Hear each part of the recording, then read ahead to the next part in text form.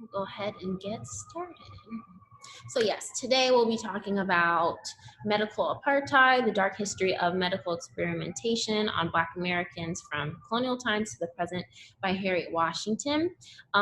And I already sent you a few emails, but I'm Chelsea Dade, the creator of Communicate for Health Justice, which is a youth-driven health communication platform dedicated to mixing health equity and social justice concepts into healthcare, mainly on healthcare editorial content, but now we're really trying to focus on making more external programs using digital resources. So Instagram, anything that you can really use to make, to spread a message of health equity in healthcare.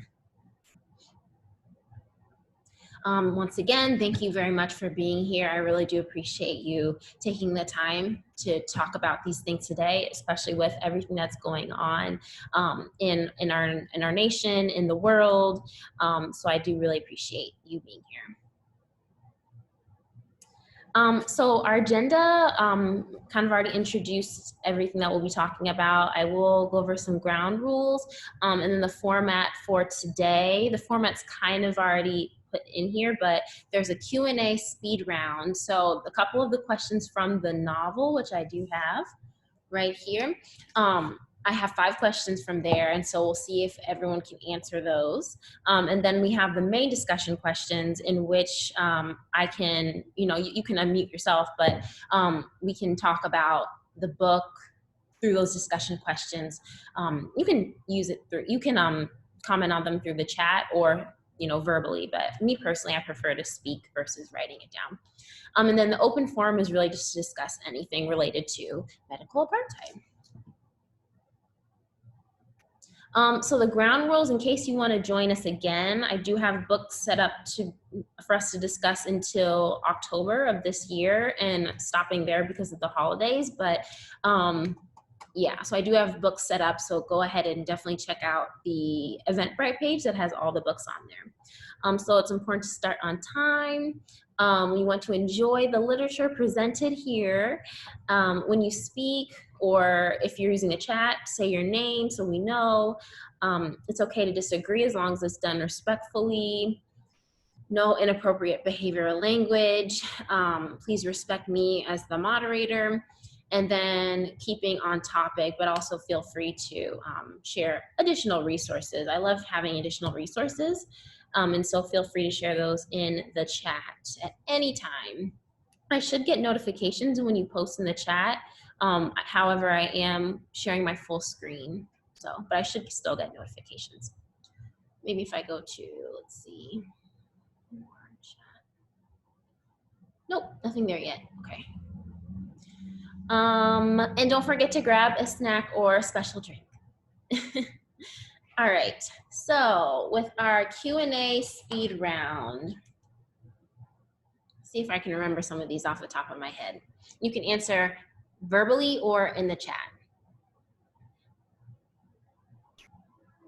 Which pharmaceutical company holds the copyright on the, on the famous image of James Marion Sims?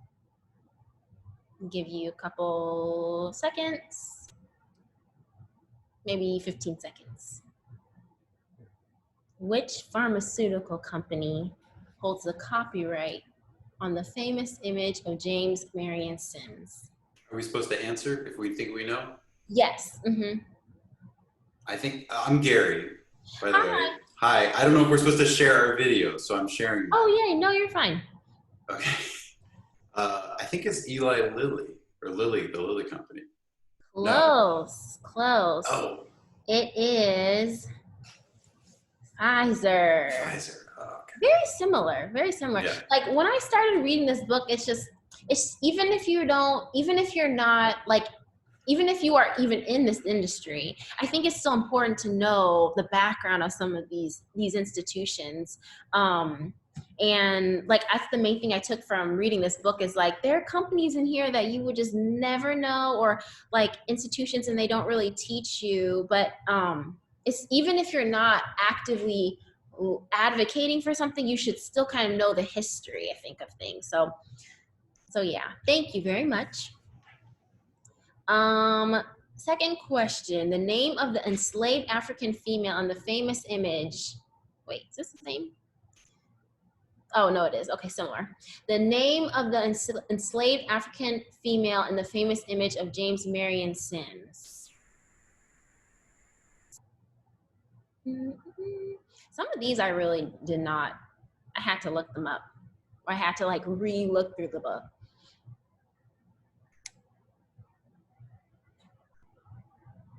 I feel as though we don't necessarily know this one. I'll just put it out there. It is Betsy. And this is not, I think this is the one, this is a really popular image of like the examination table. And sometimes, I don't know, I guess I talk to a lot of medical students, and even they talk so frequently about how they don't know the history of like of medicine. And it kind of blows my mind. Like even social determinants of health, even the things that you learn in public health and health communication, there's a lot of medical students who were not taught that, and it blows my mind because I would think that they would really need that, you know, in a different way. But yeah, the education is interesting. All right, this is another one I didn't know. The involuntary sterilization of women in the South. It's something like it's like a funny name, like a Memphis something, or yeah. it's like the city, and then they're not saying sterilization, they're saying it is. I don't remember what it is though. It is. It's very similar. It is the transition is so slow. The Mississippi appendectomy. And just like, that's another reason why I think this novel was so great for a health communication focus, because it uses this terminology that, you know, I mean, Harry Washington, she's just so like powerful as a writer, I think, because of the verbiage and the language that she uses in this novel. Okay. I don't think, I literally had to look at all these. A term for the fear of medical care. It starts with an L.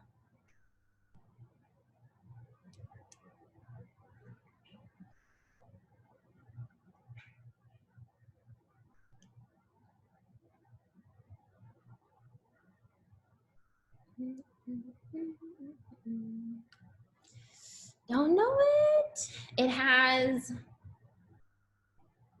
is Atrophobia, which is a very short term, I find. But even then, I don't think I'd ever heard of that term. I think there's a lot of, I know with Communicate for Health Justice, we did a campaign in October for health literacy, because that's Health Literacy Month. But there's a lot, definitely should be more ways to expand, I think, everyone's knowledge of just, you know, unfortunately some of it offensive terminology or just even dated terminology that we still use in health and healthcare. So yes. And the last one, and I did not know this one at all, because I think most people know of the Tuskegee Study, but they don't know like anyone really surrounding it. Yeah, and she goes into that as well, but oops, I'm sorry, I clicked that really soon. Dr. Talia Farrow Clark. I had no idea. I just had no idea about, there's so many people that she really looked into that we don't even really discuss within, unless you know, study this for school. All righty. Oh, there's no transition. All right. So we'll just, I guess, jump right on in. I guess before we jump on in, if there are any questions or comments before.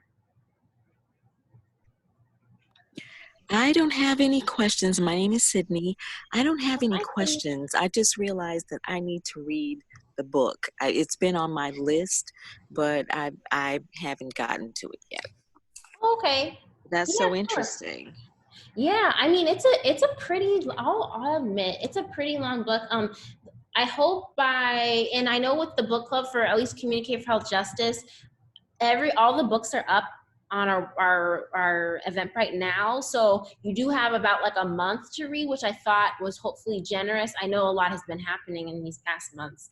And I also wanted to start with this one because a lot of people have read this one, at least in like public health. But all the books that are on there, except for I think 2 books, are ones I've read. So I feel really confident in being able to talk about it, even if you are like, I didn't read the book, but I will still be able to give you like a really great summary or synopsis of it. Okay. Yeah. And Sydney, this is Gary. I have listened to the audiobook of half the book. So just so I also like don't know what is in the second half of the book. Okay. Just because I kind of like heard about it late, and so I've been trying to like listen, but I can only listen so fast. But I did buy it too, so that I could like mark it up. But I had never heard of this book in my like health communication and public health training or anything. So I was happy to have it to learn about it. That's great. That's great to hear. I don't even know when I heard about it. I think I heard about it, and something about me that I don't know can be said for other people in really anything in like healthcare or public health. Even as a young professional, a lot of my influences or a lot of people who inspired me to pursue like health equity were like community organizers, they're activists, they're people who do, as I say, they do health equity, but they don't call it health equity.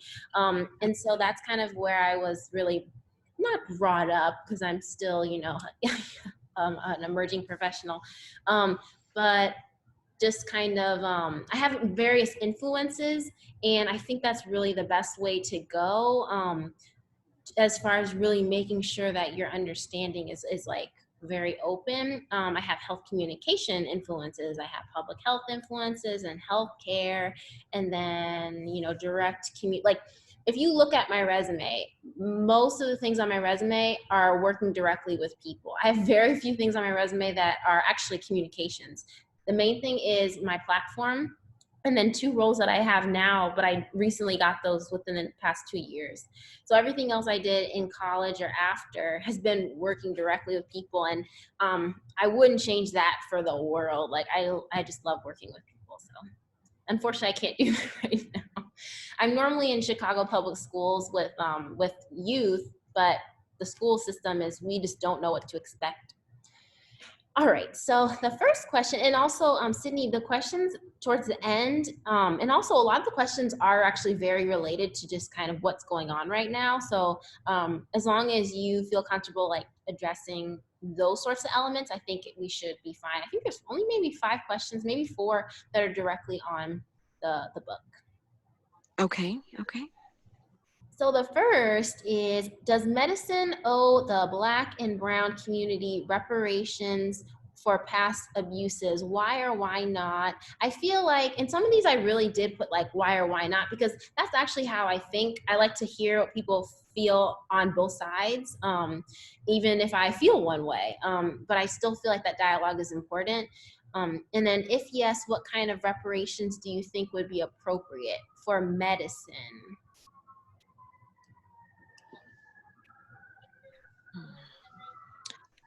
That's an interesting question. There's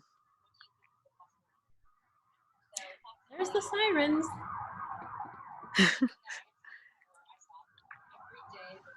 And I also live near the police state, or one of the police stations in Chicago, which I kind of, I mean, well, I'm not gonna say I kind of like, I think it's like an additional like thought process of like, okay, there is some sort of like control. However, now with everything that's going on, I'm like, oh my gosh, I'm like so conflicted on different things. And also I have people who are in the police force in my family, so it's a loaded conversation, but we don't have to address that right now. Sorry. Okay, no, that's okay.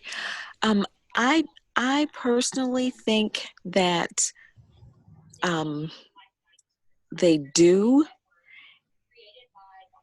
Mm-hmm. And the reason I think that, or I believe that, is because if the medical community as a whole took part in something that was Mm-hmm.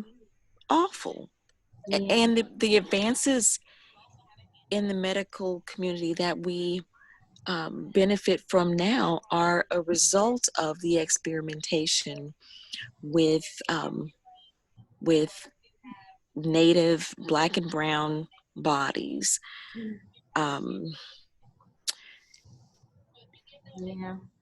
Probably, I mean, I don't think that the trick, though, is that, to me, is that it's difficult to trust the Mm-hmm. medical community as a whole now. So that sort of feeds into a lot of things that are going on. So I would think something like universal health care, or healthcare, making sure that health needs are met at a minimum, to those that actually need the health care, Mm-hmm. that they do have their mental and physical health needs met.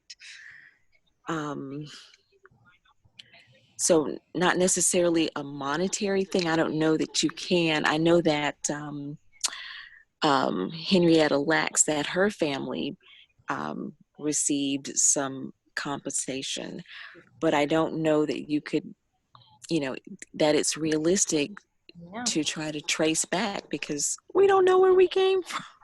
Yeah. So it's so there's no, it's not as if you could trace where the actual impact it Mm-hmm. happened, because it was a community, a global impact. Right. Yeah. So Mm. so I think just in general, making medical care available Yeah. to, making sure that everyone has healthcare, even if they were not directly victimized by that, to just make it available to everyone that falls within a certain, maybe if it could be cut off at a certain income level, or, wealth level. Um, Right. And I think and that, like, I think the government they think that they have done that by creating Medicaid and Medicare, like having those cutoffs. But the way you just described it is like, the fact of the matter is, because of slavery and all these things, health was made, realistically, in my opinion, chronically worse. And so there needs to be more adjustments to support like Black and brown, indigenous people's health.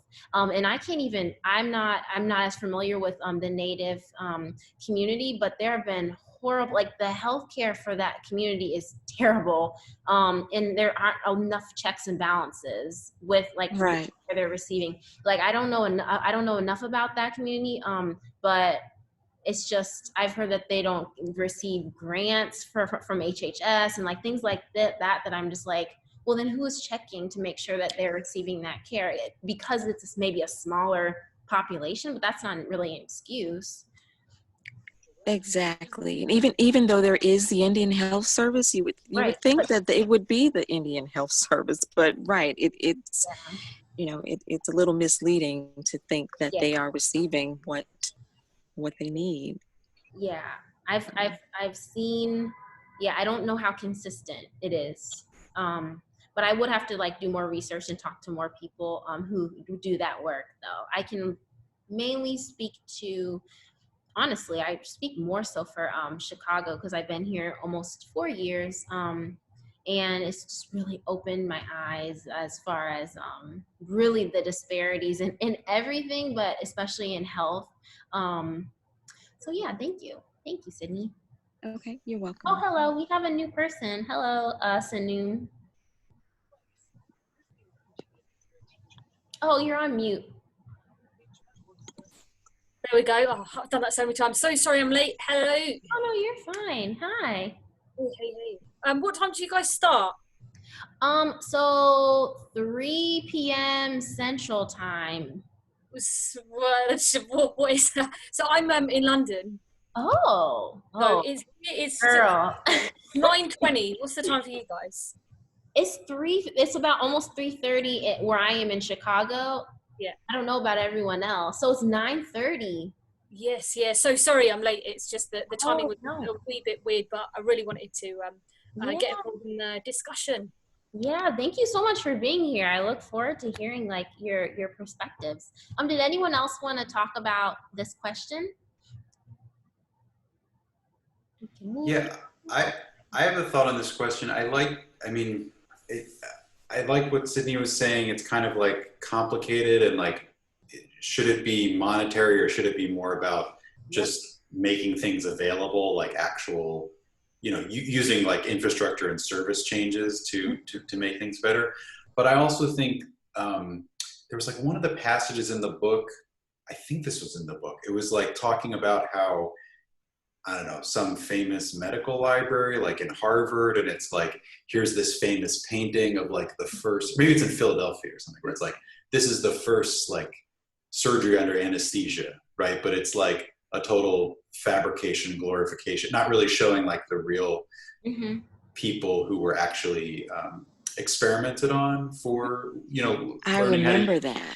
Yeah, and so it's kind of like, there, even small things like acknowledgements, almost like at the I don't even know, I remember I've gone to some conferences, and this probably happens more than I experience it, but like, when a speaker takes the stage and they like, the first thing they do is sort of like acknowledge the indigenous land, you know what I mean? It's almost like as a first order of business, it's like on like, I don't know, like anesthesia forms or something, say like, we acknowledge that this and this has happened, you know what I mean? Or kind of like a baseline, like the beginning of everything, or some kind of allowing for a framing and acknowledgement that's kind of like a respect, and again, that's not monetary and it's not even fixing tangible things, but it's kind of like a expressing awareness and raising awareness.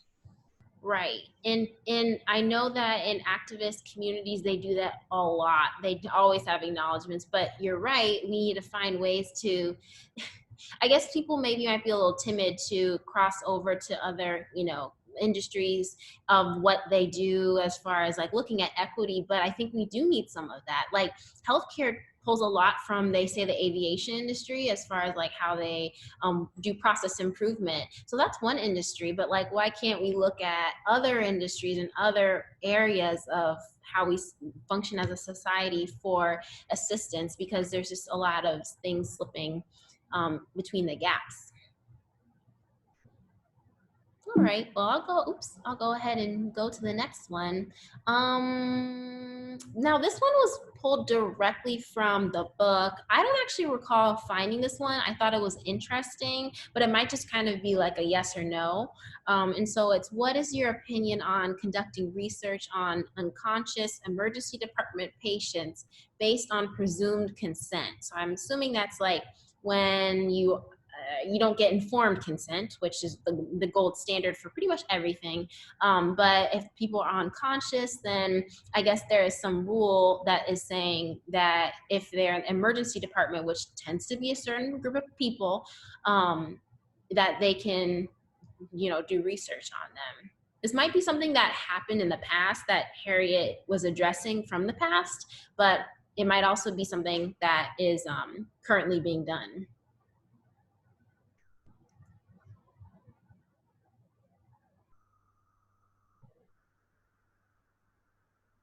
Not a lot of thoughts on that one. But I do have a thought on it, but I feel like this is one of those situations where it's almost like it's up to the IRB, like to make the balance of, because obviously like you have to have some way to improve emergency care, right? And especially to improve it in like the most extreme situations, which would be like people who are unconscious or something like this. But you would hope that like the people overseeing the research would be able to balance that. Yet there's a benefit here, and the risk benefit balance is worth it, for doing experimentation on someone who is not able to give their consent. And I guess if there's no family or something to give consent. Yeah, I just looked it up and it says the general rule in most emergency is informed, but in the ED it's informed is presumed. Oh, wow. Yeah, that's really interesting. I don't know. That's tricky. Sorry, go ahead. I was going to say I agree with Gary, and I also believe that it depends on what kind of research are you talking about. I think first do no harm. So that's what came to mind when you said that. So if it was something that was not going to cause harm to the unconscious person, then and it's within IRB guidelines, doing the research, then I think, okay, depending on what it is and what the objective of that research is. So I'm not sure. I think if it's in the course of what you're already doing to treat the patient, if it's in like research using the tissues, but I know that sort of gets into gray area because we've got Henrietta Lacks. Yep. But if it's it is tricky, like you said, but I think that if it's doing no harm, and if there's an effort as soon as possible, if the person becomes conscious, to obtain the permission retroactively, then maybe that's, a little bit different. But maybe I think just, constantly should be maybe going back to try to get consent from someone that has a vested interest in the person, family, the actual person, or someone in the family, if possible. But Yeah. there's a gray area because it just makes some people still more vulnerable than others when you're there unconscious, laying on a gurney, and there's no one, sort of around. You're at your most vulnerable. So you're just sort of trusting whoever it is that's there, that they would, be moral, be ethical in terms of what they do, because you're very much at their mercy. Right. Are they going to give you their best effort to, provide care, or are they going to try an experimental drug or an experimental procedure? Because why not? We've got nothing to lose, because there is presumed consent. Yeah. I think there's also conflict of interest that comes into it. Mm-hmm. Are they more concerned about the patient's well-being or about pushing the research a wee bit further? And I guess it also depends on how far the research has gotten.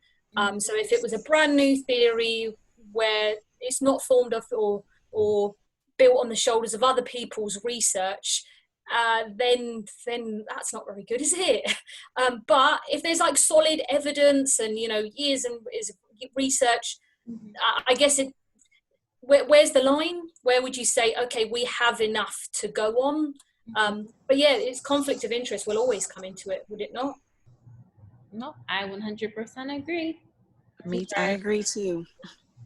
Yeah, these are tough questions to ponder.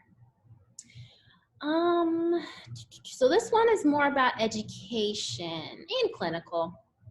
How can we create educational and clinical environments where we recognize and call out these ethical violations rather than becoming blind to the breach? And I never actually heard of that term before, blind to the breach.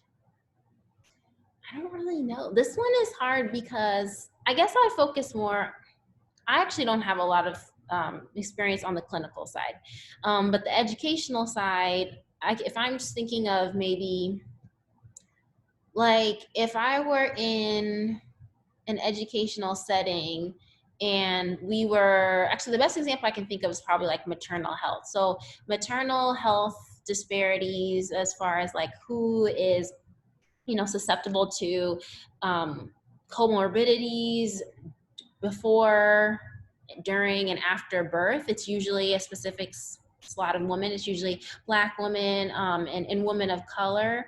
And so the data's there, the CDC provided it for a while. They have a lot of research on it now, which is great. But if I were in a setting where someone was like, nope, I don't see this, I don't see these disparities. I guess that's what I'm thinking of. Like, how do you motivate people to recognize disparities in like a safe, but yeah, like safe, ethical way?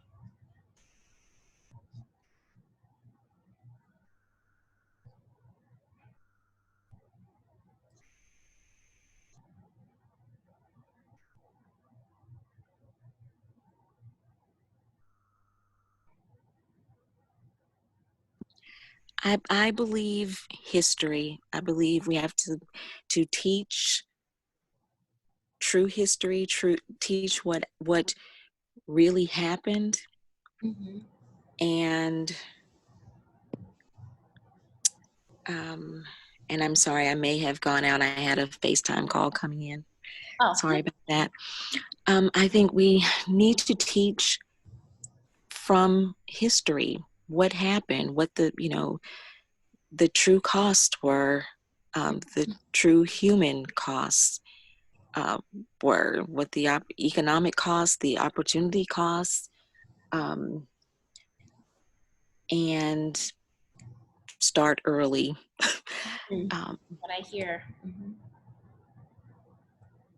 Start early, repeat it often, and provide the examples. I think that's it's in the history.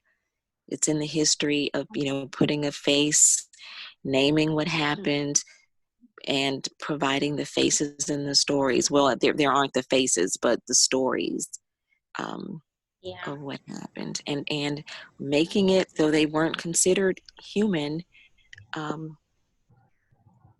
making them human,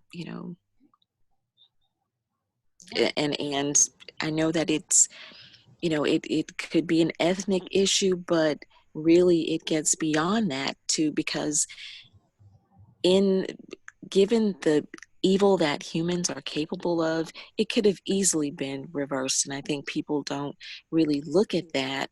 Mm-hmm. But there's the movie, I can't think of the movie, that where the was it the Nuremberg trials?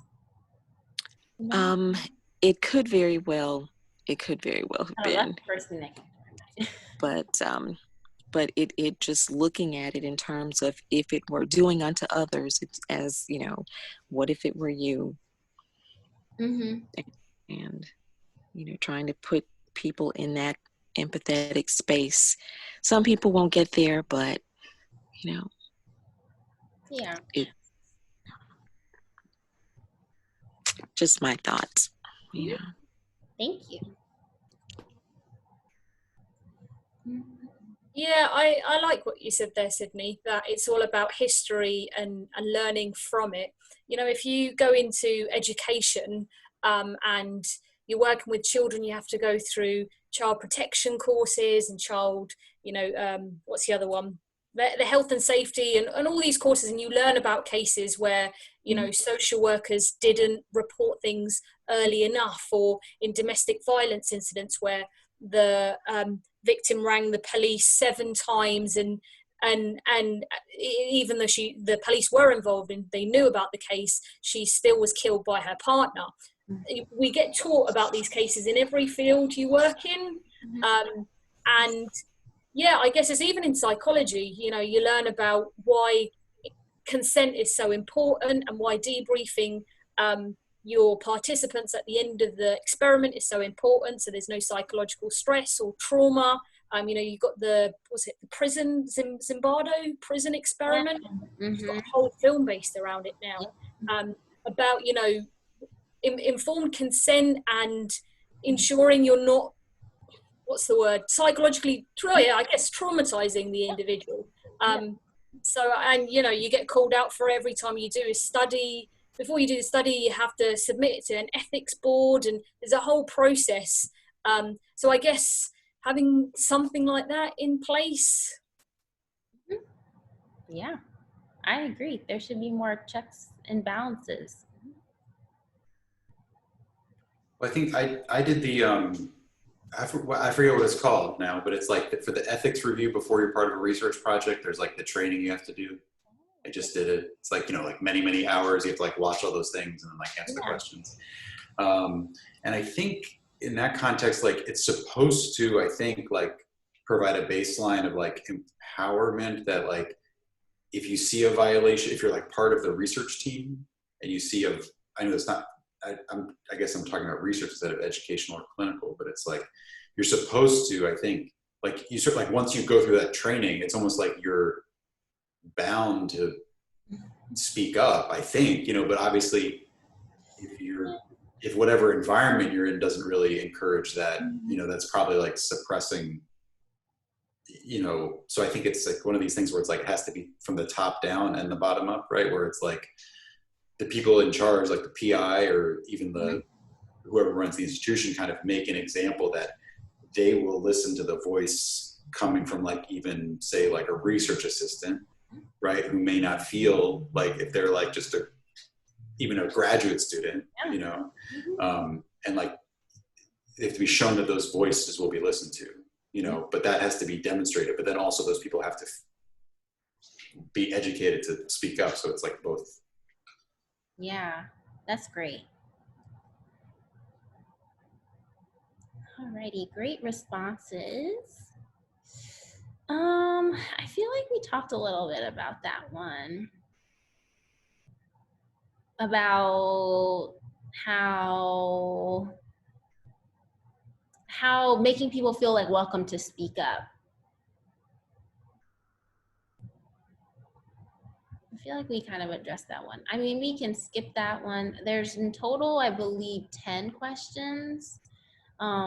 So yeah, moving right along. This one's a fun one. What terms or phrases stood out to you from the novel? And I wrote down a couple, I think. Let me see.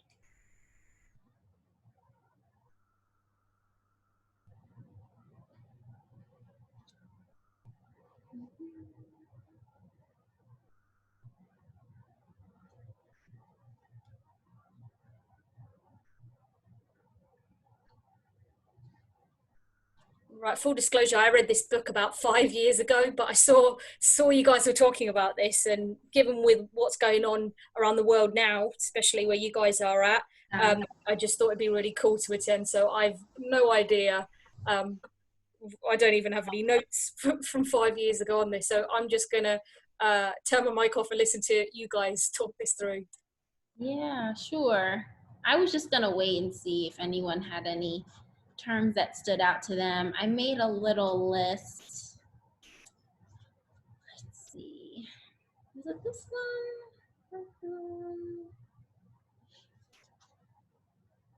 I feel like I might have to pull it up on my phone. Let's see.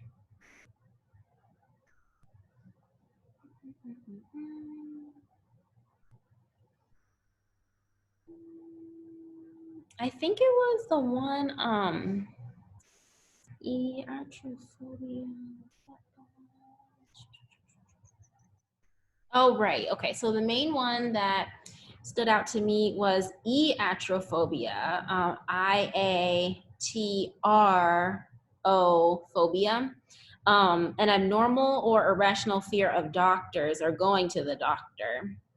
Which I feel like some people have that just generally, but I mean, you're gonna have that more so if you have these, you know, experiences with the healthcare system. And we also say the healthcare system here, but full disclosure, and this is hard to say, especially with what's going on right now, but the CDC, or how it was formerly known as the, I think the National Public Health Surveillance, but they were like all on board with with the Tuskegee experiment, which is like still gets at, but now whereas we're looking at what's going on with this, COVID, they are held at a certain, like I knew that they're a government public health organization, but I never thought they would have, they'd have to make so many moves based on like who's in charge. I never thought that would be like this, it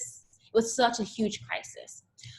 So actually, it would be interesting to hear what you're thinking from your perspective in London, because I know do you have the National Health Service, or is that somewhere else? Yeah, National Health Service, that's right. Okay.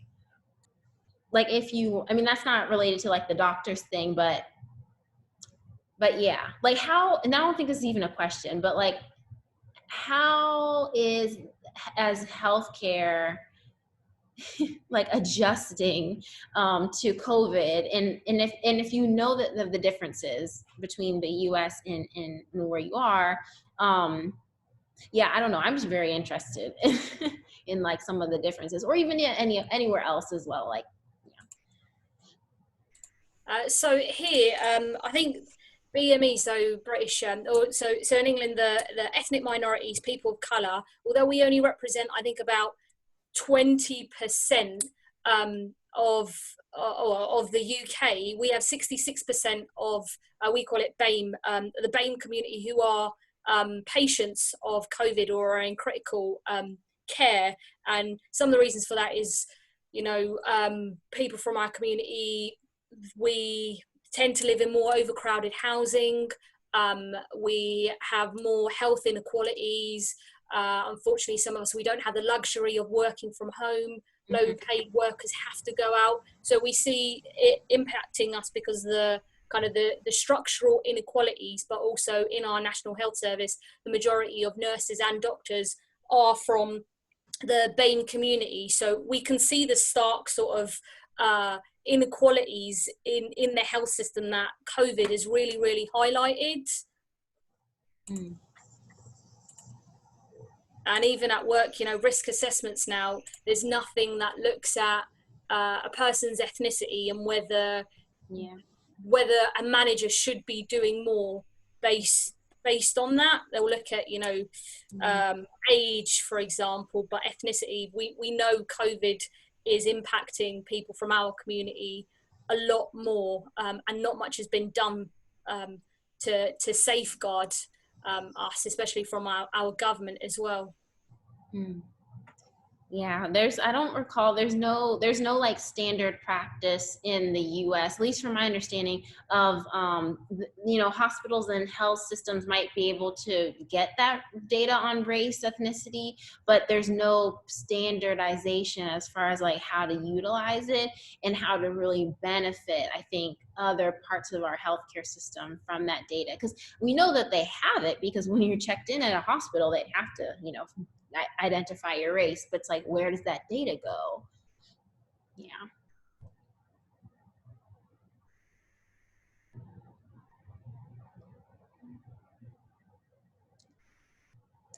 Anyone else? We can moving along. All right, this question is really, I literally wrote controversial in quotes. And I ask it because, again, how I said earlier, I'm very interested in everyone's perspective on these things. And so I'm personally trying to understand the nuances within like the atrocities that have faced, like mainly, I would say, like people of color, marginalized individuals. And so the question I ask is, how was the eugenics, forced sterilization on Black women, murder of Black babies against Africans and African Americans worse, equal to, or less than the eugenics facing other groups? And so I'm assuming, just from everyone's perspectives, that it would probably be more on they're all kind of, unfortunately all bad.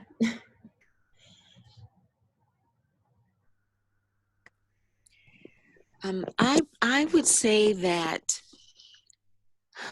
to me it's worse because of the kidnapping part of it. Aside from that, I have looked at other groups. I've been looking at what's been going on with Palestinians, what's been going on in several countries on the continent of Africa, what happened with the Native Americans, what happened with Mexicans. And there were a lot of things that don't show up in history that are just what happened in Australia with the it's the native peoples across the world, black or brown, have really been through a lot of things. The only difference I think for the African Americans is the kidnapping from the homeland. And I think that and the chattel enslavement, the human trafficking of that nature, the that evil. But there has been so much that's Native Americans, their children stolen away, and trying to erase the culture. Just it's happened all over the place for different ethnic groups. But I think that's to me what I've seen has been like the difference. So with like the Aboriginal Australians, they were still in their homeland, though they were mistreated on their home turf. They still had the connection of their home. Those that were stolen away from the African countries, they lost that connection. So the connection, the history, and all of that, though there was oral history, much of that was erased, through the trauma, the traumatization, over and over. So that to me is the difference that makes it worse, though everything that happened after that has been some similar things, but I think just the chain of events that followed that, the voyage across the the oceans and all that, and literally being owned. I think that's and just a continuous the continuous nature of being owned, raped, and your children sold, and just continuous, and not being able to do anything about it, not having that community. Or well, even if I think the community was rebuilt in a sense, but it was rebuilt with a lot of dysfunction. Yeah, I don't think the older I get, I don't know, because I think that, I just don't think the older that I get, I just don't think we have the same sense of community. Like I think you can, and also I would say that we have different I think we created a new culture, but I don't know if I think it's a completely different culture. I don't know if we necessarily like regained it. I think like I've learned a lot about like my original like African culture, but that's not my same culture that I I think embody or embrace on an everyday basis. Right, a makeshift culture based on the best you could make of kind of like the best you could do with what you had, remaking something. And right, it's full of all kinds of dysfunction. Yeah, definitely. Oops. Yeah, Sydney, it's interesting. I never thought of framing it that way. It's kind of like that the main trauma, the main trauma, or not, you're not really saying necessarily this, but it's kind of like many groups suffer bad things, right? But like, if you look around all the world, but like, this is sort of a unique experience of being kidnapped and owned, and that's like a separate thing. It's like a way to think about it. Cause like my take on things is that it's kind of like, yeah, it's almost like why try to like compare with like the worst, less, and Right. equal to, it's almost like everything is like uniquely horrible. And so it's like this in the United States, like this is our like one of our like uniquely horrible things, like in our foundation, right, to address. And it doesn't matter if it's like worse or better or whatever, and even like within problems, there's like nuances that are worth understanding, but then it's also like how maybe that it's only useful to understand it in the sense that it can inform the solution, I guess, too. You know what I mean? So like if we can, I want to say, I was separately than this, I was listening to a course about like ancient civilizations of North America. And so it's talking about sort of like the different degree which like European colonization affected different Native American groups or indigenous people groups, and so like how some of them were able to like, like you said, it's like some of them were able to like actually stay in the land of their ancestors. And then some of them were like pushed way, way out away, and so lost that connection. So like even like within that, trauma, I guess, of that whole population is like very different, and I would think even too, like, for example, with, slaves who were kidnapped or people who were kidnapped and turned into slaves, that they, it's kind of like if you were one brought, you had a certain trauma. And then if you were like the descendants of those people, a certain trauma. If your family was brought in the 1600s versus in the 1800s, you know what I mean? It's like, and were you in the North or were you in the South? It's like a totally heterogeneous experience, Right. And like, sorry, go ahead. No, I was just saying, it's kind of like, so it's like, there's no clear solution either, because it's like, there's so many levels of things going on. Yeah. Yeah, I was gonna say that I don't know if we address that enough, like within, and it's also just because of society. Like society does lump African Americans. They actually lump African Americans as Africans and Caribbean people, and they kind of lump everyone all together. However, we do have various experiences, just like you were saying with people of Native backgrounds. There's different experiences. So then I think we internalize that, and I think then we start to think we should all have one experience when we really don't. Like I can't speak for other people, and I won't. I won't try to. So, but it's kind of pushing against society too, because society does lump everyone together. And then what you were addressing, to me, I started thinking of assimilation and who can assimilate best.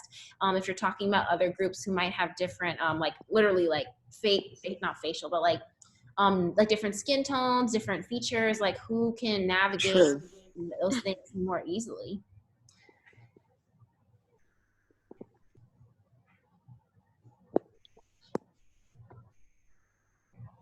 That is very true.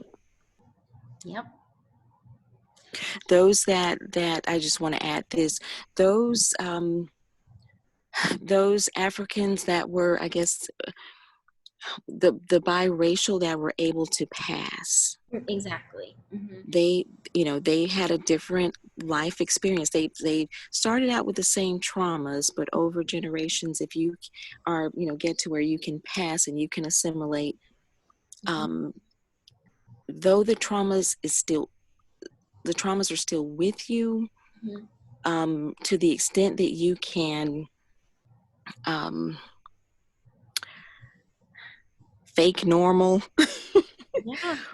for a lack of my ability to think of what I would want to say about that, but to the extent that you can fake normal and assimilate and jump right in and resume and make a life for you and your family, and try to normalize what cannot be normalized. Then that sort of allows you to survive and to move forward. Yeah, definitely. You know. All right, let's go to the next one. This one is about the clinical trials industry. So what role do you think the clinical trials industry has to rectify these sins of the past?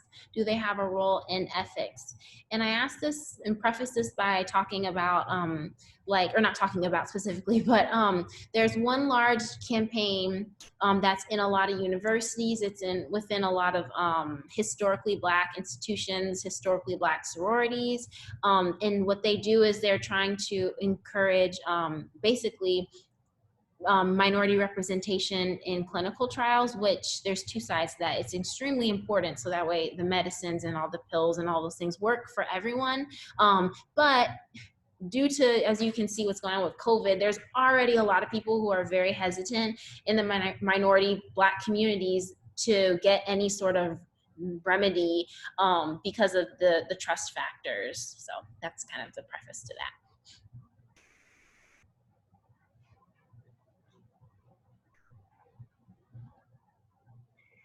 All I can say on that is once you've broken trust, even, whether it's a relationship, whatever the relationship was, you were once trusted or you were never trusted, you have to work at gaining trust. You have to figure out what it requires. I don't know what it requires. Yes, other ethnicities are definitely needed in clinical trials, but they did the unforgivable. So it's like, how do you come back from that to undo that? I mean, you really have to work at it. You really have to, the face of those that are conducting the clinical trials need to look like all the diversity of the ethnic groups that are being tested. So whether that means that you have to make sure that you're providing education from day one to those so that they can come through school and they're ready to go to college and ready to go on to graduate school, medical school, in order to be in the spaces where they can, sort of oversee, or they're participating from both sides, not just being on the receiving end, but they're on the end of being participants in the clinical trials, but they're on the end of making the decisions. And even in terms of just on in every avenue, whether it's the, being the scientist that's in the lab, developing the drugs, to the administrators that are, the funders, all of this, because on every level there are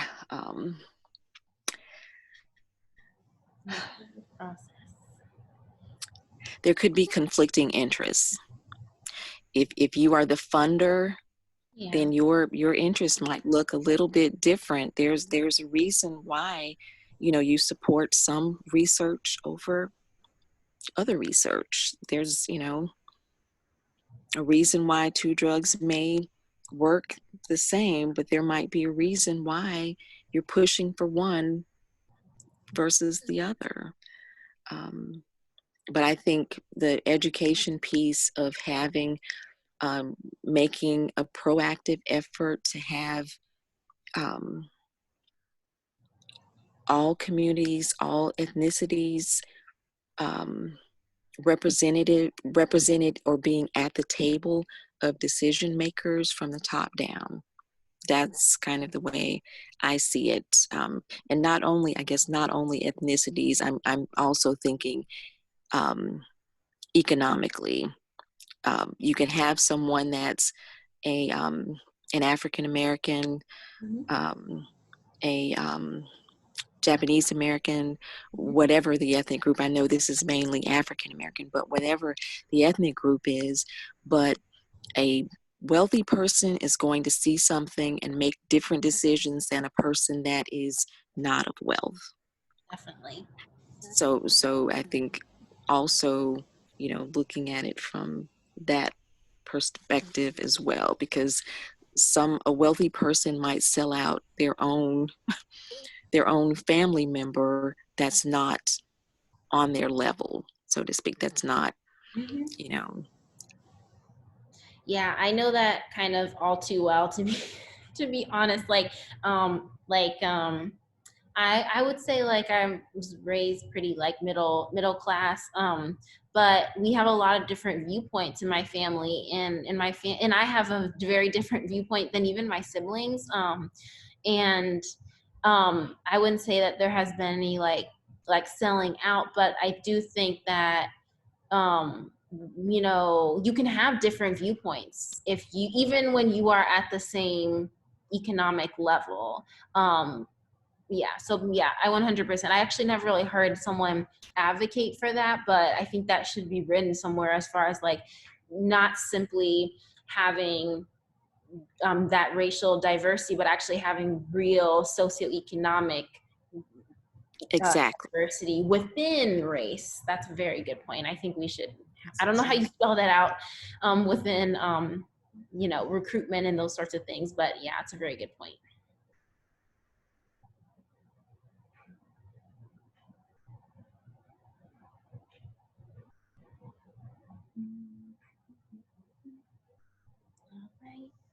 I think I like, again, Sydney, how you sort of said it's like a breaking of trust, is like the main, like the trust is broken and it's like on them to rebuild the trust. And I feel like that's one of those things that just takes a long time. And I know that I feel like I've heard this stuff about kind of like, I don't know, the past couple of years written about like how you give a good apology.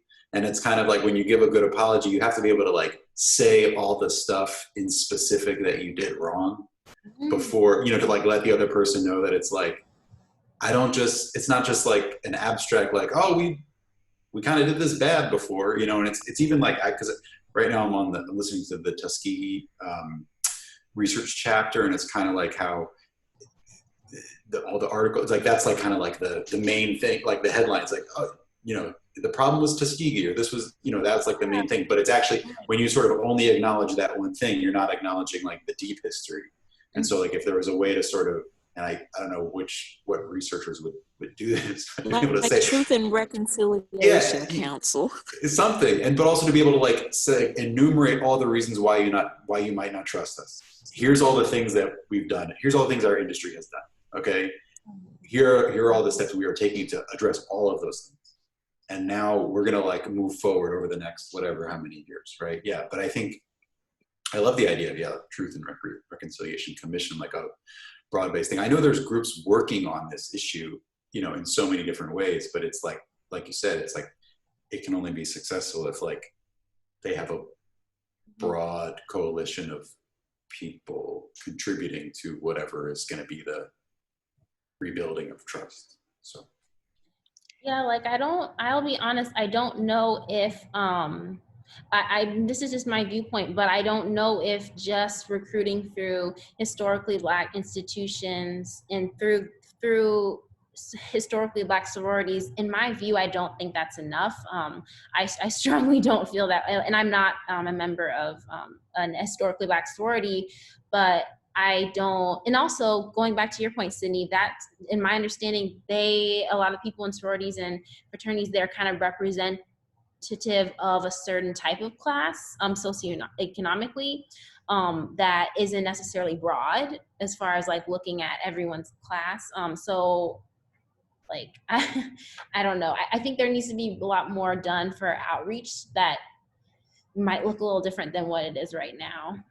Yeah, can you say more about the outreach you're talking about with like the fraternities and sororities? Yeah, yeah. Because I'm just not familiar with that specific effort. So I'd like to just understand that more. Yeah, so I believe there's nine. There's nine historically Black fraternities and sororities. And so then they do a lot of work as far as, helping support Black communities. So what a lot of— They serve as proxies. Okay, proxies, but so it's like, so yeah, like a lot of research organizations and whatnot, they will use I don't say the word use, but they will kind of look to the sororities and the fraternities as groups that they can utilize to get, whether it's, encouraging some sort of clinical trial, or I think, and it's not about the fraternity or the sorority, because they're here because of history and creating a safe space for students who wanted to be in fraternities and sororities in college. But the way that they're being kind of utilized now, to me, isn't always genuine. It's not on the sorority or fraternity. It's just, I don't think that they're— and yeah, I just think, like, why don't they reach out more to like the research organizations, to NAACP? I don't always see that. All these other groups that aren't necessarily representing who's in a sorority, but they are representing Black people. In fact, NAACP is for advancement of colored people. So we're looking at a bunch of different races and ethnicities. Yeah, if that helps with the— Yeah, that makes sense. I guess I understand now. It's kind of like it's just like another, and maybe it's like the closest thing that some researchers have potentially. I mean, if it's like academic researchers, they might be like, well, I'm at a university. These organizations are at a university, right? Because I feel like in the health communication world, it's often like, I know that, like when I was in graduate school and learning about a lot of like projects, it was like, okay, well, with this project, we're going to talk to the Black churches, or we're going to like reach the community institutions, but there's obviously, when you make a choice about which institution to use as your partner, you're making a choice that excludes maybe a different institution that has access to a different part of the community or something. That's 100% correct. Like, my family, like, I went to religious school my whole life, but we didn't actually go to church a lot. So if someone's reaching out to the Black church community, I probably wouldn't receive that message 100%. So I don't know how you fix that outreach, but, or not like fix, it's just that needs to be broadened.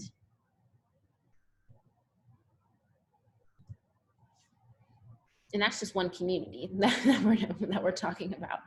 So yeah, I guess we can move on to the next question. This is another healthcare question. Move this down a little. Okay, I don't know what I did there. How can the healthcare system better address the connection between patient adherence and lack of trust of healthcare professionals? As indicated in the book, this can make Black patients appear non-compliant, which is a fun buzzword, rather than non-trusting.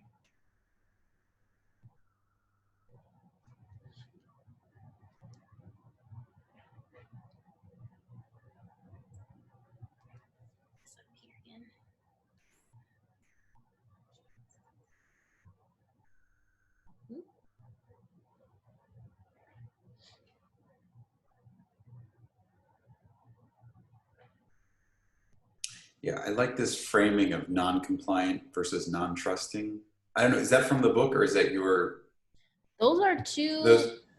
Oh, well, non-compliant is very commonly used in health. Right, no, but the non-trusting, like the idea that it's like we should replace it in our minds. I made that up. It's just so helpful to be like, because yeah, obviously it's always like a concern. You're doing patient education or any kind of research. It's like you want to improve adherence, improve compliance, because and there's a good reason to want to do that, right? For like, but it's also like, but you realize that the component there is trust. It's not just understanding, right? You can't just like, it's not just about educating someone. It's about getting them to trust that. I mean, I think that's inherent in some of like the health belief model and things like that, you know, that It it's like, is. It it's is. part like that perceived benefit, you know, it's kind of like trust is probably built into that. But I've never seen trust in a model. I don't know if there's any models for like health communication and behavior change that include trust as a, I'm trying to think. I'm not good on all my models. So like, you I've know, seen values, but I haven't, in motivation, but I don't think I've seen trust though. yeah. So I think that's, I don't know. It seems like a very important and maybe missed way of expressing something that's probably expressed more indirectly in other parts of models. Yeah, so building it into the models. Okay, sorry, go ahead. No, I was just going to say, it kind of shifts the blame as well. Non-compliant makes it seem as though it's the patient who is reluctant to take part and it's a them problem. But if models do include the non-trusting part, that's the onus is then on the medical professions. Okay, what can we do so that they can trust us more? And I think it relates back to the other question as well, and what Sydney was saying. How do you rebuild that trust? It's going to take a while.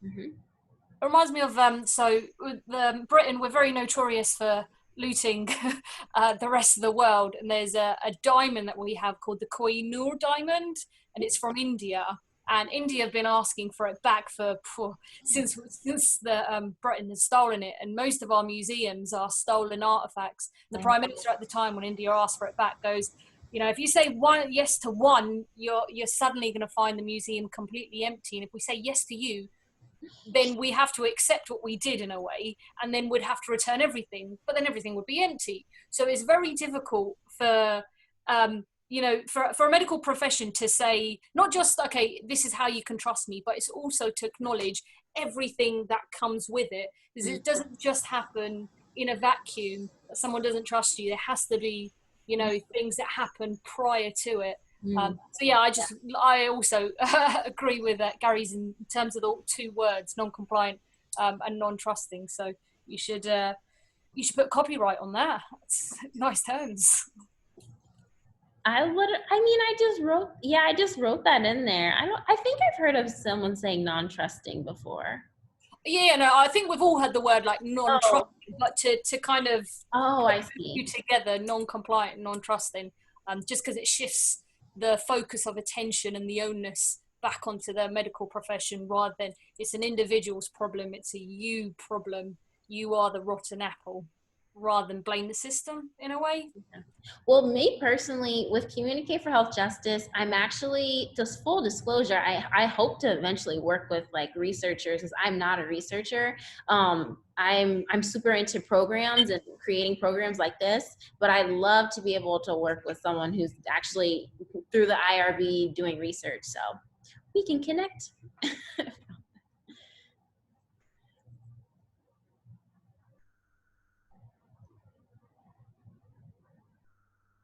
Sydney, were you saying something? No, I was, you guys said it. You guys said exactly, you know, removing the onus from the patient.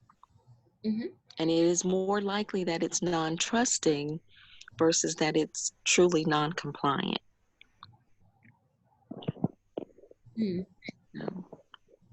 It's just so funny that like everyone is looking into this. I literally just like typed it.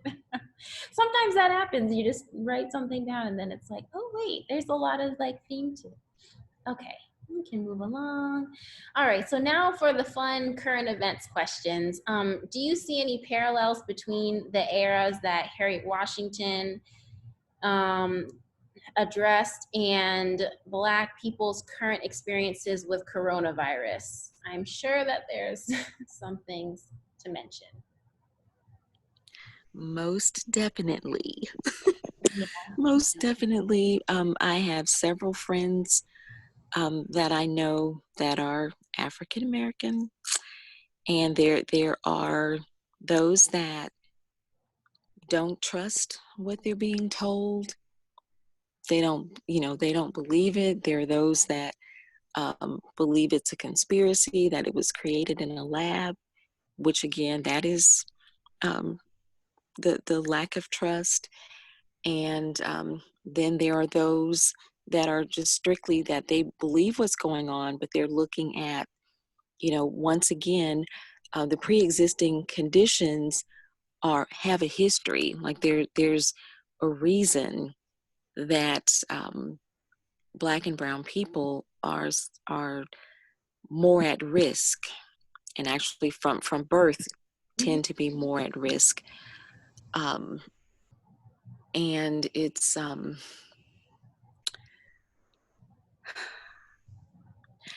no different than, I guess, the trust that comes from the mistrust, non-trust that comes from looking at history, looking at everything that happened in history.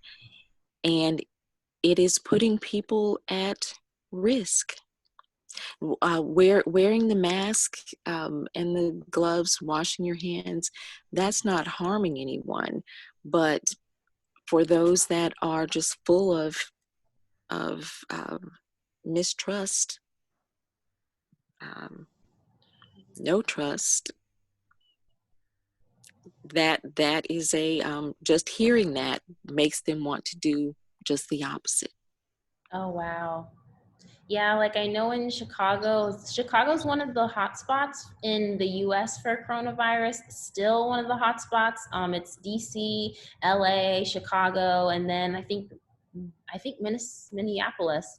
But those are just the places where the disparity via race has just been huge. Like Chicago's about 20% African American, but the cases and deaths are about, Black people make up about 70% of the deaths from coronavirus. So it's just one of those areas that it's super stark. But how you were describing it, Sydney, as far as like someone might be hearing all this information and be like, well, I don't trust it, so I'm not gonna, take the CDC recommended measures. And that's why it is so, honestly, Harriet Washington could do another book on this. Sorry, go ahead. No, I And was she gonna should. say she should add another chapter, shouldn't she? Yeah. And I think with like the stats for the UK, 21% of Black, Asian, and ethnic minorities, or they make up 21% of the workforce in the NHS, but they account for 64% of those that have died in the healthcare setting. And I've known loads of people who have said, if you get ill, do not go to the hospital because they are killing you. So all of this mistrust, where does it come from? It's not just, people here are cuckoo, and they used to love the NHS, our health service, and all of a sudden coronavirus is just the anxiety has made them distrust it. No, there's obviously all these things like I think it's if you're a Black African, you're 3 times more likely to die from coronavirus than someone who's white and born in Britain. Wow. So the rates, and I think it's I've got it here actually, 1.7% more likely, or 1.7 times more likely rather, if you are Caribbean, and 2.5% if you are from a Pakistani origin. So wow. Yeah, so I don't think it's a case of if people do say don't go to the hospital, they're killing you, you can understand why they may have that level of distrust. Wow.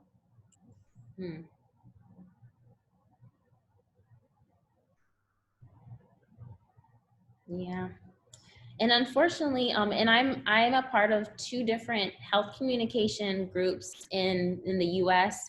But like, and I can't speak for everyone. Again, I'm an emerging, professional, so I don't have as much experience as some people who in health communication longer than me. However, I don't see this enough like work to kind of, look at the issues of trust and literacy. Like the main initiative I've seen for health literacy has actually come from a student at Harvard, at least from my perspective. She really worked to create health literacy documents with her school for people who speak a variety of languages. And I haven't really seen a lot of work from the health communication area or discipline as far as combating the mistrust and combating the literacy gaps. And that's me being involved into health communication groups, and I'm not really seeing it.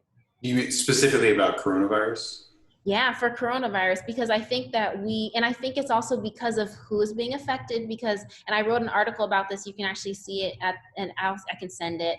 But I was talking about how just because you're in health communication does not mean you understand health equity unless you have that background.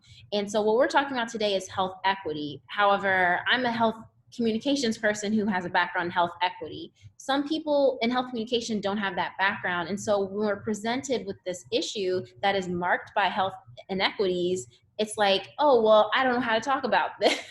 That's literally how I'm feeling. And I've had to really urge people who I've, watched their careers for so long, but it feels like I'm the one speaking out for some of these things. And I'm like, I've been in this for like I graduated 2 years ago. But I'm very passionate about this. I created this platform really when I was in school mentally, and then, brought it out. And, now we're receiving funding to support other people's projects. So it's really exciting, but I've just found that we might have to do some reinventing as far as what health communication is about, because if we can't address these real, true trust and literacy issues that are presented by coronavirus, then why are we here? Because that's our training. We're supposed to talk about advocacy and communication. So. Yeah, I wonder, I know you're involved in Society for Health Communication, right? So because I attended some of the summit sessions. And I will say that it's been better. Like the group that, I have, I wasn't really familiar when I was in school of it, but this conference was really good because we did bring in people who have this health equity background. Yeah. I don't know how it was prior to, but I think my main thing is not so much like the organizations, it's more of like the leaders. And like, if I'm thinking of, like, I literally know the health communication leaders who talk about health equity, but I can probably count them on my hand. And everyone else, I think that they have a training in communication, but they don't know how to address health equity issues. And so, but I think then we need to step up, because that's our training is in talking and how to address these issues. And it goes to show you that health communication is not necessarily having an understanding of health equity, or it's a choice and saying I don't want to address it. But I don't think that's it. I think it's that the training is not there, perhaps. Yeah.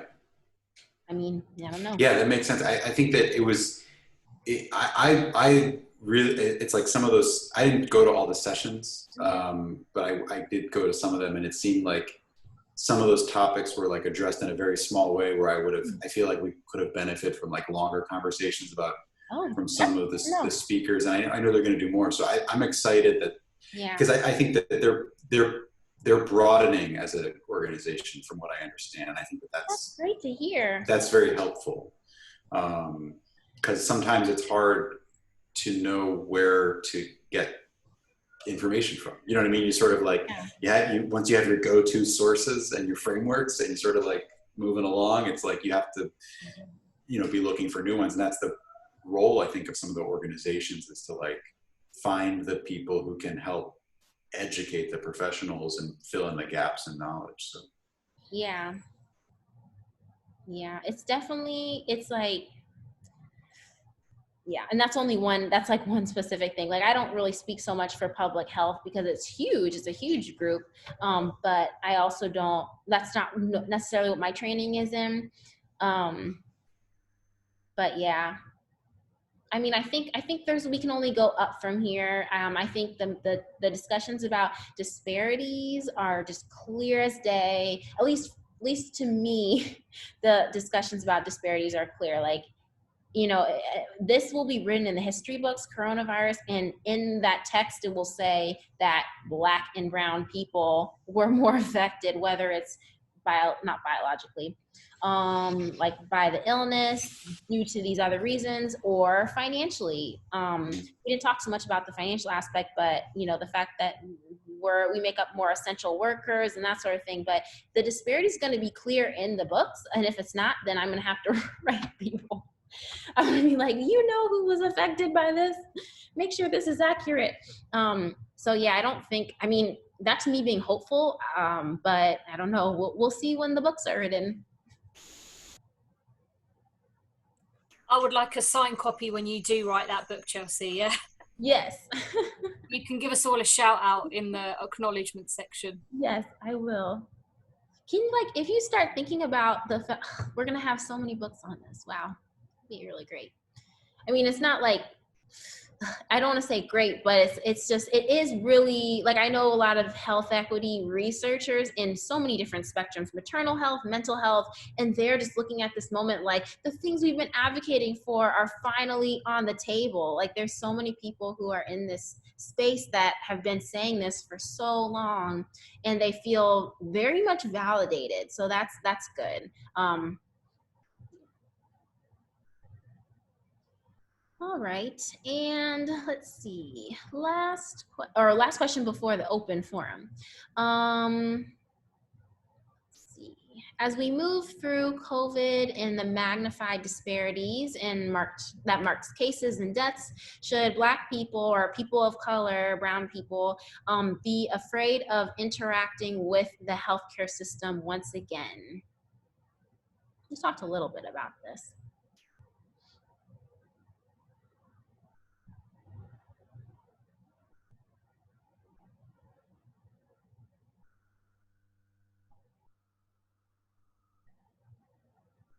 I guess it's more like a personal. I guess I can speak for me. Since I'm getting older and, you know, have to be more cognizant of my health in that way, I am a little bit concerned, especially because I did an internship in grad school with the Illinois Department of Public Health, and I got to work very closely with people who look at the maternal mortality crisis. My eyes were completely open. I didn't know anything about this issue. And then I went in, my director was amazing. And, you know, I got to sit in so many meetings and listen to so many personal stories of women who've been affected by this crisis that unfortunately affects mainly Black women. And when I saw that and I see the data that comes out about, you know, and it's across the age spectrum. There's women who are 26 that are, succumbing to this. And then there are women who might be slightly older, you know, 40s who are pregnant and then having their children. So it's across the spectrum. So it actually does fear me, or it does make me a little bit, you know, scared, to be honest. And that's sad because I do want to have children and, you know, just like everyone else, but it is a little bit intimidating.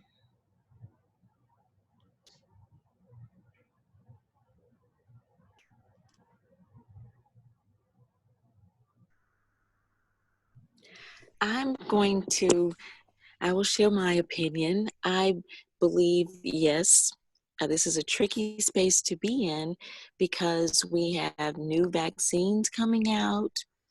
And so it does bring about that anxiety about, you know, you're wanting people to be injected with vaccines that have not had a chance to really be tested for longevity.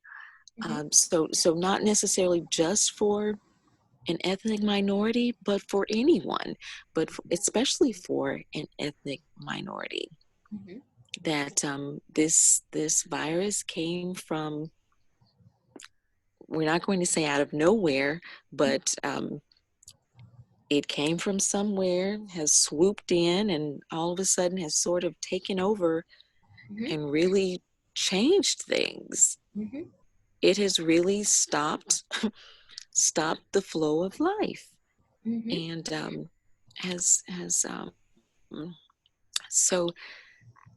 so I believe, yes, you know, that it's just really something to think about, even though it's something that you would think that, no, we won't have to deal with the things of the past. But, you know, can you trust the heads of companies that seem more concerned about profits over protecting health, even to the extent that we're opening up the United States, and the numbers are not where it was recommended that they be. So we have clearly started out with in reopening with not prioritizing health and not prioritizing health of those most vulnerable. But that's also though because in my opinion, that's also because the CDC is not really like, it's not their fault. It's just they're not able to lead right now. Like I just Right. strongly feel like Right. they're not, because I think they would advocate for us to really not be open, but it sounds like they don't have control right now, which is very, very intimidating.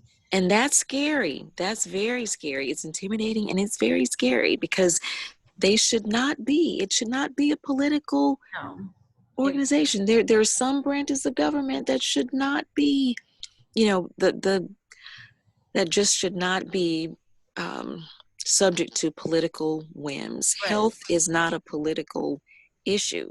Yeah. I mean, you know, some things just are not.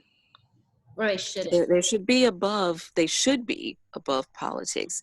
So, right, this is sort of, you know, brought to light that, like, wow, that to me makes everything more scary, because those that are within the CDC and linked directly or indirectly are basically subject to the whims of, you know, and I will say this. I keep up with the census data and look at different census reports, and I know that they've shut down. They don't even collect certain information now. It's not, well, I'm sorry, they're still collecting it, but they're not making it available to the public. So to me, again, the distrust, that is, it's like your actions are showing me, they're revealing where you're coming from. So it's like, if we watch the actions, you know, what is anyone of sane mind to conclude? I'm in the health field, so it's like in public health, and I know that, so it's like I know that, okay, you know, what we are supposed to be doing as a whole is protecting the health, especially protecting community health, especially the health of those communities that are most vulnerable. But when the figurehead or the heads of all of this, you know, when you're on the bottom level, you're the person that's interacting with the people, but the policies are determined up above. And at the bottom level, you just suffer as a result of what's revealed at the top. So for anyone that's actually working directly with people, when they look to see, well, you're on this level, you don't have the same amount of power. So I might trust you, but I don't trust who's over you. So by proxy, if you're operating in their stead, if you're the representative that's in my face, then by default, I might trust you and want to trust you, but by default, I can't really trust you, even though you may look like me, sound like me, because you're representing this person, and this organization is no longer the organization, the neutral organization that I thought it was. Even given the history, if I had forgiven the history of the CDC and the medical community, now that you are your figureheads, your corporate heads, they tell me that you are, you're not as valued by the actions. So again, the person that anyone is interacting with, by default, they're going to be seen through the eyes of who's above them, Mm-hmm. who really, they're going to be looking behind to see who is really the power behind what I see in front of me. All that, all that we see isn't really as we see. There's someone behind the veil pulling strings, funding everything. So Yeah, thank you. sorry that was long. And Cindy, the point you mentioned about testing and vaccines, it is going to be people of colour, black people, people of colour that are, going to be testing them first, but also those from lower socioeconomic backgrounds. So it's going to be the poorest, and that relates to something we were saying earlier, that it doesn't affect everybody equally, even within the same race. Here, our death certificates don't actually record someone's ethnicity, nor do they record any deaths that happen outside of hospitals. So if someone were to die in the community or to die at home, it wouldn't be recorded in our total. So we've got, I think, 37,000 deaths in the UK, but it's underreported. And, if we're saying 64% of people of colour are dying just in the health profession, that's going to be a lot more, unfortunately. I think, I had a point related to the question now, I've forgotten it. What are they? So should they be afraid? Well, are they afraid? First of all, yes, they are. Should they be afraid? I guess medical professions need to do more to mitigate the risks and protect those who are at high risk. So let's say, for example, you've got coronavirus, you've gone into hospital, you have health issues, you're a person of colour. What are the hospital doing, what are the healthcare professions doing to safeguard you, to ensure, even if you're just going in for a routine checkup, how are they protecting you to ensure you don't catch something? And then address the cultural factors that are affecting certain groups of people from particular backgrounds.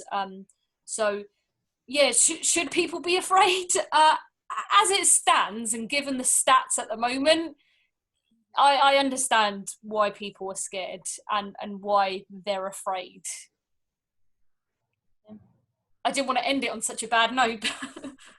Oh no, because we have we can, if anyone has anything else to add, whether that's, another note that I missed or something else that you thought of while you were reading the book. Yeah, now is the time. Thank you so much, everyone, for your commentary on the questions. Thank you so much for organizing this. Oh, yeah. Awesome. I was just going to say that thank you as well, Chelsea. And I was going to add that truth, it's going to take the truth. It's going to take speaking the truth, as Gary repeated a few times, calling it out. This is what we did. This is what we're apologizing for. And coming out and saying, this is what we did. This is what we're apologizing for. Listing them out. It's going to take just being okay with, well, not being okay, but standing in the truth. Like this is the truth of what happened. This is history. We have got to learn from this. This is what happened. We don't want to repeat this. So we've got to uncover it, expose everything, and then say, hey, invite everyone to the table. How we need to fix this.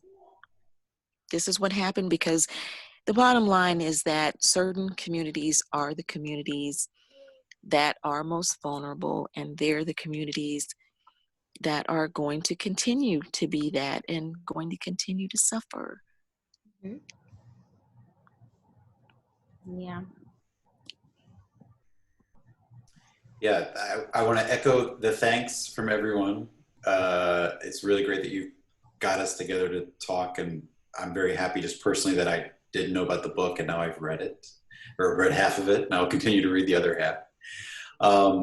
But then I also, the thought I had was that, you know, it's such a, obviously it's a humongous communication challenge, you know, because you're already, like, as a health communication person, you're sort of, I mean, sometimes I don't want to say, it's like your main challenge, you sort of have to communicate something, and people have a limited bandwidth to receive your message.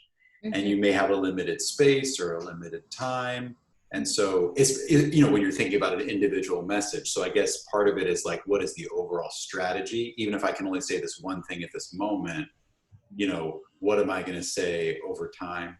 Yeah. And then also the other thing I was thinking about is that it can't, you know, the solution, it's not a communication solution. It's like a systemic solution from an institution. How is an institution going to hold that space and sort of that apology, you know, that the truth and reconciliation or whatever it might be, that they can sort of, that can be, how does like an institution do something that then also the communicators do?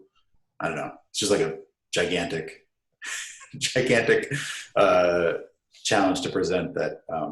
It's just helpful to know. I think what I'm trying to do for myself is like, just from this book and other books, kind of like learn sort of a baseline so that it is informing all of the communication projects I do, so that it's like, even if it's not the central message, is not, maybe it's not trust us or we understand this or you're included, but that it's kind of like, it's in there, it's already, you know, at baseline, that's part of the message, no matter what the other, you know, the message might be about a certain medication or a certain health behavior, but it should also have this like subtext of, this is part of the effort to, you know, improve equity and justice in whatever way it can, you know. I mean, not every piece of communication can fix all the problems, but every piece could contribute to the solution in an incremental way. Yeah, thank you.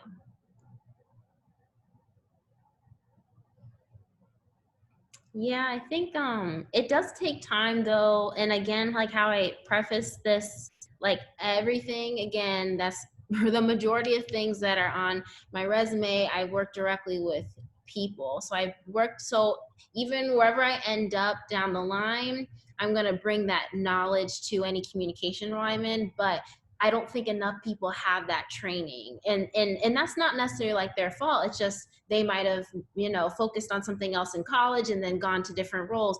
But we do need to understand the value of that in communication professionals. And in the article that I can also share as a follow-up, I do talk about like diversity and how important that is within communication firms, because I don't actually see that. Like, and actually what's great about the Society for Health Communication is the director is very open to that. Like, actually our team is pretty diverse, and I don't, you can look and look around at different communication firms and they're just not really reflective of that. So that might be a great step forward. Also giving people in communication training in health equity and what that means before saying, okay, create this communication project. So do they understand what it's actually about?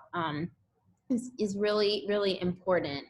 And yeah, so yeah, and so next month, I just wanted to add this in here before we all leave. Next month we'll be talking about this is another book that I read. This one's actually about Chicago specifically. It's much shorter. Mama Might Be Better Off Dead: The Failure of Healthcare in Urban America by Lori K. Abraham. And you can get this from all major realtors, and it's on our Eventbrite page. You can register for any of the sessions straight off the Eventbrite page, but I can send that in an email along with the article that I've been mentioning. So yeah, if anyone has any final thoughts before we all part our ways, it's been really great speaking with all of you. I really, really, truly appreciate your perspectives today. And looking forward to connecting in the future. Yeah, thank you very much. And Chelsea, I think I'll speak for all of us. I think you've got a very, very bright future ahead of you. And wherever you do go, I think the people you work with will value you very much. Fingers crossed, Abby. Yeah, I agree. I agree. With all of this, like, I'm, and I feel for people who are younger than me. Like, I'm a young person, but I feel for people who are like, missing these monumental moments in their early, their development. So yeah, like there's a lot of uncertainty for sure, like with people who are like in my generation. So I really appreciate that, Sanu. No worries. Thank you so much, guys. Lovely meeting you, and hopefully see you next month. Okay, great meeting you guys as well. You guys take care and stay safe. Yeah. Take care. Okay, bye-bye. Okay, bye-bye. Bye.